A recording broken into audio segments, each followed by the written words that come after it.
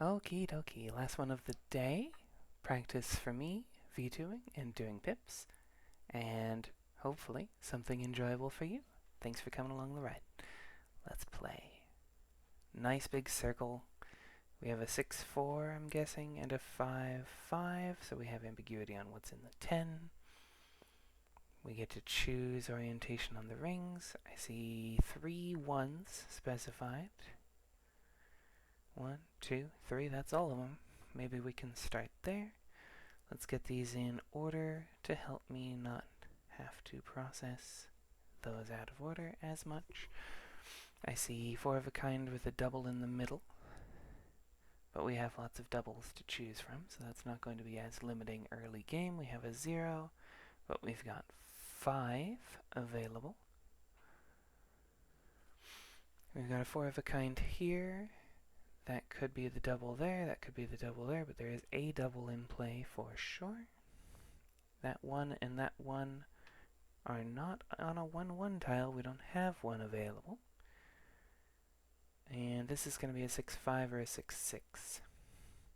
So if we have a 1-0 and a 1-4, neither of those is going to be high enough to fit into that blue square. If we had a 1-5 and a 1-6, there would have been some ambiguity, but because we only have the 1-6, we can say that with certainty. We haven't established pairing on this ring, so it could go up or sideways. Do we have a double 0? Yes. Do we have a double 4? Yes. So it could be either one in or either orientation there. This, we now know pairing, so we'll do. So it's a 1 facing down. Doesn't even tie into this. This is our double in the top left corner, facing sideways. And we're going to use up one of our 5s or 6s, which we have plenty of. Let's see if we can take a look at this right side ring. Like on this 0, maybe. If a 0 goes into a 10, it's got to be at least a 0-4. We have an 01, 02, 00, and 04. So the only way to get that done would be this. There's no 05 and 06. If that's true, we have a 6 going into a double. We have a 6-4, hypothetically. We got a 4-4, we got a 4-1, got a 4-5, we got options. Or a 6-6, which using another 6 would use up a lot of high ones. It's possible, still. And then 6-5. I don't know if that limits us enough to really say one way or the other. That's fine. If we do it down, this puts us in the interesting position of like the whole tile has to bring us to the correct sum. So if we put the 4 down, say, then we would be looking for a tile that sums to 6, which we often have, but don't in this set. So it can't be 04 down. Again, there's a lot of O's available, so it could probably be an 02 down just fine. Yeah, because we got the 4-4 available. Not sure that that's the one we'd want to use. If there's a 5-3, there isn't. Like, we could get it done that way.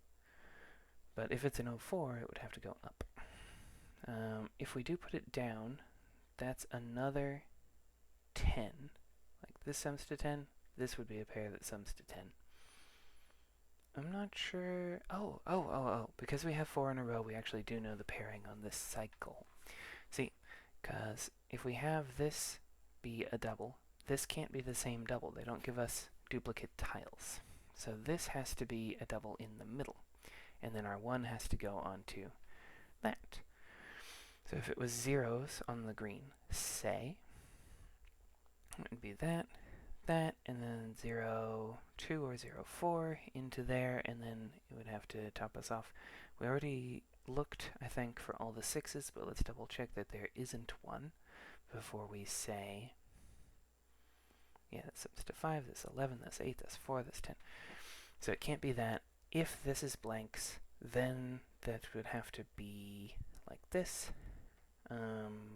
Interestingly, this is all assuming the 1-0, right? Could be a 1-4 as the only other choice. But if we keep doing that, then we have to have this sum to 10, so 8 remaining. There is only 1 8. Because we don't have a 6-2, we don't have a 5-3, we only have the 4-4. So let's keep this party train going. We only have 1-0 left, assuming this.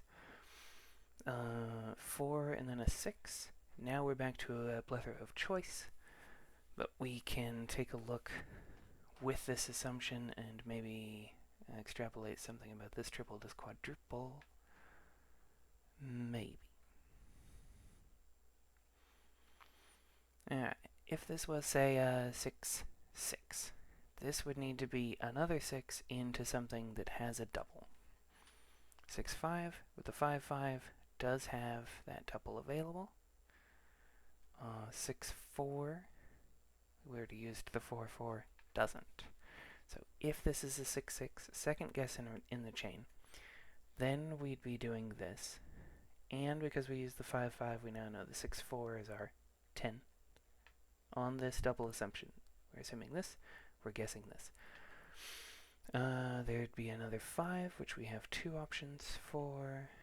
We already used the 4-4, so we have to use the 5-2 going down. 2-2. This is a 5 or a 4. Both of those are available. 1-4. And we have ambiguity. No, we don't. It has to be more than 10, not equal to 10, so that puts that there.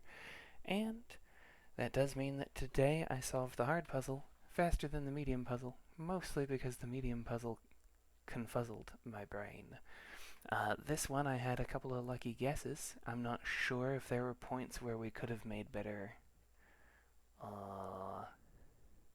where we wouldn't have had to guess this, say, if there was something else we could have established. We did get the placement around the ring, and I thought the start was pretty clean. But I do like when we have no guesses and we can instead say with certainty every time we place a tile that that is where that goes. We did not achieve that today. I'm still pretty happy with the result. Thanks for coming along, and bear with me on the face tracking. Once I do that, I will be able to be more than the static talkie-talkie in the bottom, just doing this. Not much. Hi. Alright. Thanks for joining. Stick around if you like. And I hope getting to watch me grow and learn, does something for you too. But it surely is giving me some joy. Have an excellent day. Bye.